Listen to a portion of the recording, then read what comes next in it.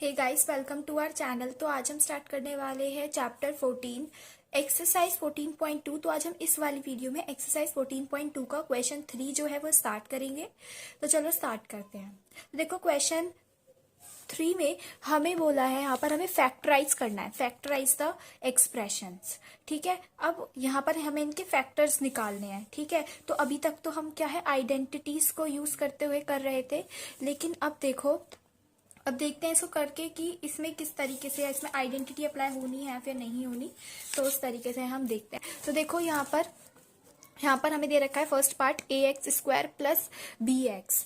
ठीक है, तो मैंने आपसे कहा था अगर आपको कोई कंफ्यूजन होती है कि यहाँ पर आइडेंटिटी अप्लाई होगी या फिर नहीं होगी, तो आपको क्या करना है, आपको कॉमन लेना है। ठीक है, तो सबसे पहले तो देखो यहाँ पर हम कॉमन ही लेंगे। तो यहाँ पर हमें कॉमन लेने के लिए कुछ यहाँ पे दिख रहा है कि दोनों में ही x कॉमन है। ठीक है, तो दोनों में ही x कॉमन है यहाँ पर। तो देखो x हम कॉमन ले लेंगे, ये हो जाएगा x। ठीक है, x और ये हो जाएगा फिर मेरा x बाहर आ गया, अंदर यहाँ पे बचा ax। ठीक है, फिर प्लस b बचा खाली, क्योंकि एक x तो हमारा बाहर आ गया, तो यहाँ पर ये बचा और यही आपका आंसर है ना। बहुत सिंपल। ठीक है, क्योंकि अब हमें फैक्टर्स निकालने थे और देखो एक फैक्टर ये आ गया, एक फैक्टर हमारा ये आ गया। ठीक है, तो इसमें तो आइडेंटिटी की हमें कोई जरूरत नहीं है। Now second part. अब देखो सेकंड पार्ट में भी अब यहाँ पर भी हमें कॉमन दिख रहा है, तो हम कॉमन लेंगे। यहाँ पर मेरा कॉमन क्या है, देखो 7 का अगर मैं एलसीएम लूँ तो ये तो इसी तरीके से हो जाएगा 7 × 1 मल्टीप्लाई p²। ठीक है, ये है मेरा प्लस, और इसी तरीके से अगर मैं 21 का एलसीएम लूँ और इसका अगर हम एलसीएम लेंगे 21 का, तो देखो इसके क्या फैक्टर्स निकल के आएंगे, इसके आएंगे ये 3 × 7। ठीक है, तो ये हो जाएगा मेरा 3 × 7 अगर मैं इसको फैक्टर्स की फॉर्म में लिखना चाहूँ तो। ठीक है, अब देखो इसमें से कॉमन क्या आ रहा है, मेरा कॉमन 7 है, तो मैंने क्या कॉमन निकालना है। तो अगर आपको दिक्कत आती है कॉमन निकालने में डायरेक्ट वे में, तो आप इस तरीके से एलसीएम लेके कॉमन निकाल सकते हो। इससे आपको पता चल जाएगा कि कौन सी चीज़ आपकी कॉमन है। ठीक है, अगर मैं चाहती तो मैं डायरेक्ट निकाल सकती थी, लेकिन अगर आपको दिक्कत होती है आप इस तरीके से निकाल सकते हो। तो देखो यहाँ पर ये हो जाएगा 7 कॉमन। तो यहाँ पर देखो, यहाँ पर हमने सब में से 7 कॉमन ले लिया, तो इस वाले ब्रैकेट के अंदर मेरा क्या बचा, p² बचा यहाँ पे खाली। ठीक है, अगर इसकी 1 से मल्टीप्लाई कर देंगे तो ये p² ही आएगा। इस वाले ब्रैकेट की बात खत्म। ठीक है, फिर आता है मेरा प्लस। अब इस वाले ब्रैकेट पे आते हैं, तो इसमें से भी 7 बाहर चला गया, अंदर क्या बचा 3 × q², यानी कि 3q²। ठीक है, अब देखो यहाँ पर अगर मैं यहाँ पे डायरेक्ट वे में करती तब भी मेरा ये आता, मैंने इसको इस तरीके से करके किया तब अब मेरा ये आया, और यही आपका आंसर है, क्योंकि आपको 2 फैक्टर नजर आ गए और आपको फैक्टराइज करके फैक्टर ही निकालने थे। तो this is your answer. Now third part. अब देखो थर्ड पार्ट में भी कॉमन, यहाँ पे आपको बहुत सी चीजें दिख रही हैं। यहाँ पर आपको 2 कॉमन दिख रहा है और सब में से आपको x कॉमन भी दिख रहा है, x कॉमन है यहाँ पे, तो हम यहाँ पे 2x कॉमन ले लेंगे। ठीक है, यहाँ से मैंने 2x कॉमन लिया। अब देखो एक 2 तो बाहर गया है, यहाँ पर से एक x बाहर गया है, यानी कि अंदर अभी भी 2 टाइम्स ऑफ x यहाँ पे बचा है। ठीक है, यानी कि 2x अभी भी अंदर बचे हैं। फिर आता है मेरा प्लस। ठीक है, फिर 2x बाहर आ गया, फिर आता है मेरा y², फिर आता है प्लस, फिर 2x मेरा बाहर चला गया, अंदर क्या बचा z²। ठीक है, और ये है आपका आंसर, क्योंकि अब आपके यहाँ पे फैक्टर्स निकल गए। ठीक है, नाउ फोर्थ पार्ट। यहाँ पर आपको 4, यहाँ पर इस तरीके से आपको 4 टर्म्स यहाँ पे आपको गिवन है। ठीक है, लेकिन यहाँ पर आप देख रहे हो जैसे यहाँ पर दोनों में ही कोई चीज कॉमन आ रही थी, इसी तरीके से यहाँ पर भी दोनों ही टर्म्स में मेरी कोई चीज कॉमन आ रही थी। यहाँ पर भी तीनों टर्म्स में कुछ ना कुछ कॉमन था, लेकिन यहाँ पर चारों टर्म्स में मतलब एक जैसा कुछ ऐसा है नहीं जो चारों में ही मेरा सिमिलर आ रहा हो, कॉमन आ रहा हो। तो यहाँ पर मैं देख रही हूँ कि मेरा यहाँ पे 2 टर्म्स में आपस में कॉमन आ रहा है, तो मैं 2 टर्म्स में से ही कॉमन निकाल लूंगी। ठीक है, अब देखो ये मैं कैसे करूंगी, यहाँ पे मैंने सब में से कॉमन लिया था, लेकिन यहाँ पर ऐसा कुछ है नहीं कि जो सब में से हम कॉमन ले सकते हैं, चारों में से ऐसा कोई। ठीक है, तो फिर हम क्या करेंगे, हम 2 टर्म्स यहाँ पे आपस में कुछ ना कुछ कॉमन है इनमें, तो हम 2 टर्म्स में से कॉमन लेंगे। तो यहाँ पर m² कॉमन है दोनों में, तो m² बाहर आया, ये बचा यहाँ पे बचा a, फिर प्लस, फिर यहाँ पर आया मेरा b।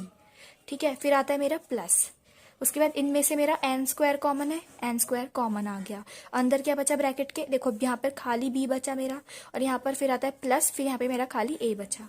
ठीक है, अब देखो यहाँ पर बी प्लस ए या फिर ए प्लस बी, एक ही बात है। तो मैं आपके अकॉर्डिंग इसको मैं लिख देती हूँ। ठीक है, ये हो जाएगा मेरा ए प्लस बी।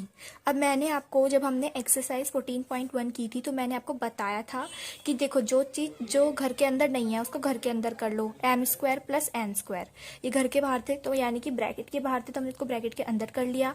और जो 2 बार हमें गिवन होता है, ठीक है, यहाँ पे ये 2 टाइम्स है तो इसको 1 टाइम कर लो। ठीक है, and this is your answer. अब आपके यहाँ पे फैक्टर्स जो है निकल के आ गए। Now next. अब देखो यहाँ पर आप देख रहे हो कि यहाँ पर तो मेरा कॉमन है, ये कुछ अलग लग रहा है। तो जो आपको लग रहा है पहले उसे कर लो। यहाँ पे आपको पता है कि यहाँ पे एक चीज कॉमन है, एल कॉमन है, तो हम सबसे पहले एल को बाहर निकाल लेंगे। ठीक है, यहाँ क्या बचा, मेरा एम बचा। ठीक है, फिर प्लस आ गया। फिर देखो यहाँ पर एल बाहर चला गया, अब यहाँ पे क्या बचा, 1 बचा। ठीक है, अगर आप देखो, अगर आपको यहाँ पे कंफ्यूजन है तो देखो यहाँ पर एल एम प्लस एल है। ठीक है, अब देखो मैंने यहाँ से एल बाहर निकाल लिया। अगर चलो मैं इसके फैक्टर भी बनाना चाहूँ तो ये हो जाएगा एल मल्टीप्लाई एम, इसके फैक्टर। अब देखो एल एल का हो जाएगा मेरा एल मल्टीप्लाई 1। जैसे कि आप देखते हो मैंने यहाँ पर किया था सेकंड पार्ट में कि 7 के साथ मैंने 1 रख दिया था। अगर 7 का अगर मैं एलसीएम लूँ तो ये डायरेक्ट वे में इस तरीके से मेरा हो जाएगा। तो मैं चाहूँ तो इसको आगे एक्सटेंड कर सकती हूँ 1 लेकर। ठीक है, इस एलसीएम को मैं एक्सटेंड कर सकती हूँ 1 लेकर। तो यहाँ पर जहाँ पर कुछ नहीं आता फैक्टर में तो आप 1 लगा सकते हो। ठीक है, तो अगर देखो मैं यहाँ से एल बाहर ले लेती हूँ, कॉमन ले लेती हूँ, तो अंदर मेरा क्या बचेगा, यहाँ पे सिर्फ एम बचेगा। इसे यहाँ पर तो फिर आता मेरा प्लस, फिर यहाँ पर क्या बचेगा, 1 बचेगा। ठीक है, एल बाहर चला गया, यहाँ पे क्या बचा, 1। इसी तरीके से यहाँ पर मेरा बच जाएगा 1। ठीक है, फिर आता है प्लस। अब इसकी बात करते हैं। अब देखो यहाँ पर जिसमें कोई भी चीज कॉमन नहीं होती उसमें 1 कॉमन होता है। ठीक है, तो यहां से हम 1 बाहर ले लेंगे। ठीक है, 1। अब देखो मैं यहाँ पर 1 मल्टीप्लाई एम करके इसका फैक्टर बना लूँ, या फिर इस तरीके से मैं, देखो यहाँ पर अगर मैं 1 मल्टीप्लाई एम करके इसका फैक्टर बना लूँ तो कोई फर्क पड़ेगा नहीं। 1 मल्टीप्लाई एम का मतलब भी एम ही होगा, तो मैं 1 लगा सकती हूँ, जैसे कि हमने एक्सरसाइज 14.1 में या फिर मैंने कॉन्सेप्ट में बताया, कॉन्सेप्ट वीडियो में। तो फिर यहाँ पर भी 1 है, यहाँ पर भी 1 है, तो मैंने 1 यहाँ पे कॉमन ले लिया।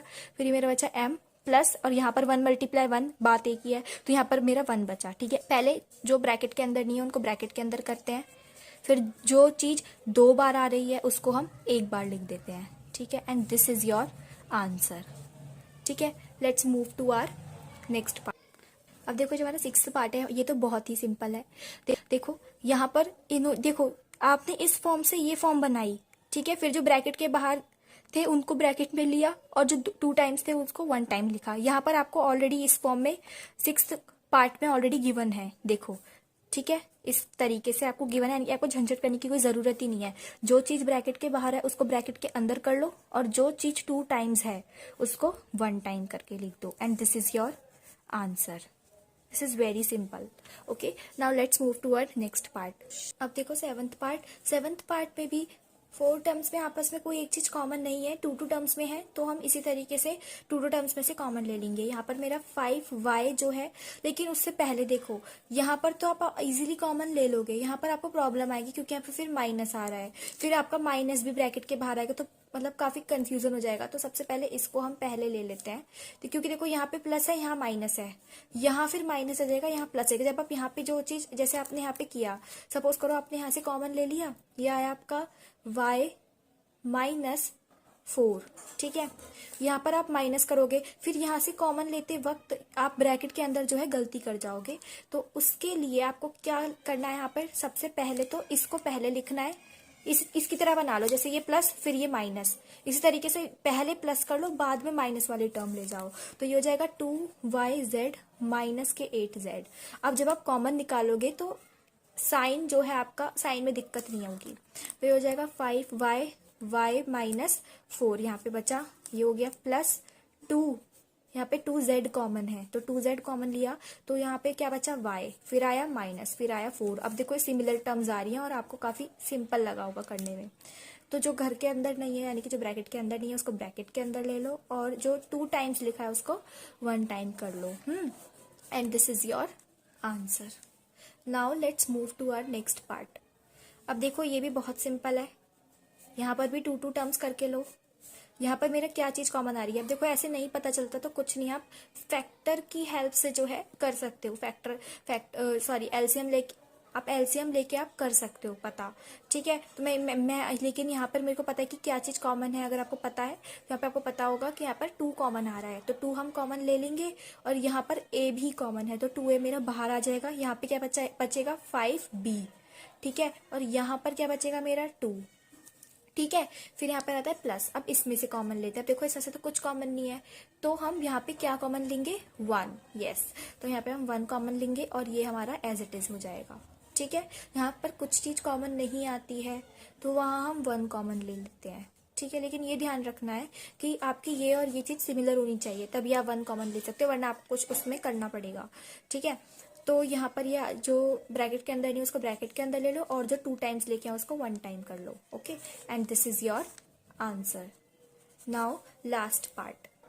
अब देखो इस वाले पार्ट में यहाँ पर देखो 2 टर्म्स करके लेंगे अब हम, ठीक है।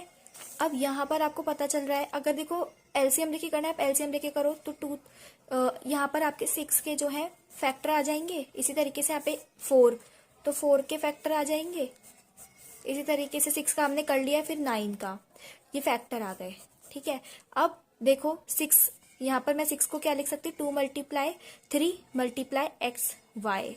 4 को मैं क्या लिख सकती हूँ, ये ब्रैकेट के अंदर कर दो। 4 को मैं लिख सकती हूँ 2 मल्टीप्लाई वाई। इसी तरीके से अब देखो यहाँ पर देखो, अब मैं इनमें से कॉमन लेना चाहती हूँ फर्स्ट 2 टर्म्स में से। तो यहाँ पे मेरी क्या क्या चीज कॉमन है, 2 कॉमन है, 2 और y। तो 2y यानी कि दोनों में से बाहर आ जाएगा, तो 2y बाहर ले लिया, अंदर क्या बचा 3x, ठीक है। माइनस यहाँ पे क्या बचा 2y बाहर चला गया तो सिर्फ 2 बचा, ठीक है। फिर यहाँ पर आपका ये प्लस है और फिर इसमें से कॉमन लेना है, तो 6 को मैं लिख सकती हूँ 2 मल्टीप्लाई 3 और इसको 3 मल्टीप्लाई 3, 2 मल्टीप्लाई 3 और फिर इसको मैं क्या लिख सकती हूँ 3 मल्टीप्लाई 3 मल्टीप्लाई एक्स। यहाँ पर मेरा 3 कॉमन है, यानी कि 3 मैं यहाँ से कॉमन लूंगी, तो ये 3 बाहर आ गया, अंदर क्या बचा 2, ये माइनस और यहाँ पे 3x, ठीक है। यहाँ से जो है अब साइन सेम नहीं आ रहे तो साइन को हम यहाँ से बाहर ले लेंगे, अंदर हमें प्लस बनाना है, अंदर हमें 3x को तो प्लस करना है और 2 को माइनस बनाना है। और ये अपोजिट, जस्ट यहाँ पे अपोजिट है, यहाँ पे 3 प्लस का या माइनस का, यहाँ माइनस का 2 है तो यहाँ प्लस का 2 है। तो अगर आप देखो माइनस का साइन अगर आप अंदर मल्टीप्लाई करोगे तो साइन बदलते हैं, अगर आप माइनस का साइन ब्रैकेट से बाहर लेके जाओगे तो साइन चेंज होते हैं। तो मैं तो यहाँ पे साइन चेंज करने हैं, इसके तरह करने हैं हमें, यहाँ पे बिल्कुल अपोजिट है, तो माइनस का साइन बाहर निकाल लो, तो ये हो जाएगा 3 माइनस के 3 और अंदर मेरे साइन बदल जाएंगे, ये माइनस का 2 हो जाएगा और ये मेरा प्लस का 3x हो जाएगा, ठीक है। बात सेम है, ठीक है। अगर आपको यहाँ पे अभी भी कंफ्यूजन है तो इसको इस तरीके से लिख दो 3x माइनस 2, ठीक है। बात सेम है। अब जो ब्रैकेट के अंदर नहीं है उसको ब्रैकेट के अंदर कर लो और जो 2 टाइम्स है उसको 1 टाइम कर लो, and this is your answer. So guys, अगर आपको ये वाला वीडियो मेरा पसंद आया तो मेरे वीडियो को लाइक कर देना, मेरे चैनल को सब्सक्राइब कर देना। मिलते हैं नेक्स्ट वीडियो में। Thank you.